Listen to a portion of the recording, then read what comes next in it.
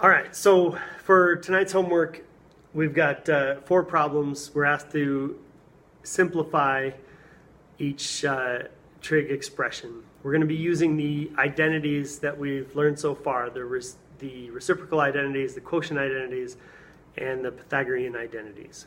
All right, so number 1, we have this expression here, sine theta plus cotangent theta times cosine theta. So with these, whenever I see sine and cosine, and then I've got a cotangent or a tangent, I want to use one of my quotient identities to get this cotangent into something that uses sine and cosine.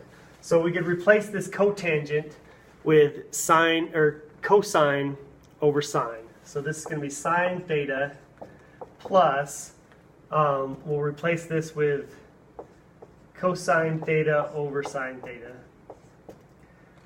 times cosine theta.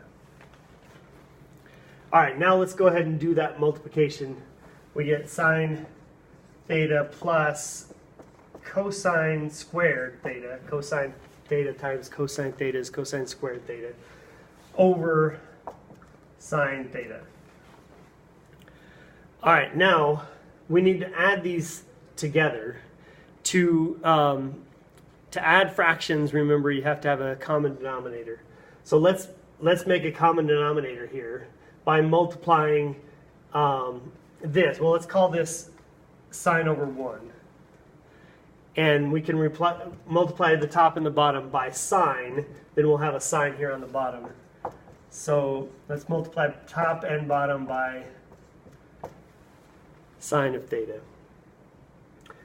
So now we get sine squared theta over sine plus cosine squared theta over sine. And now, let's see what happens. When we add these together, we get sine squared theta plus cosine squared theta over sine theta.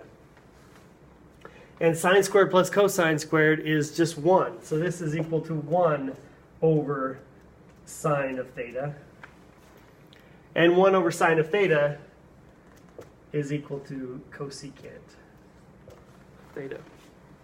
And that will be our answer, cosecant theta. All right. Number 3. We've got cosine theta times 1 plus tangent squared of theta. All right, so on this one, whenever you've got something like this, I think your first instinct is going to be to try to distribute that cosine. But notice that 1 plus tangent squared theta, that's already one of our identities. 1 plus tangent squared of theta is secant squared. So let's make this cosine theta times secant squared of theta.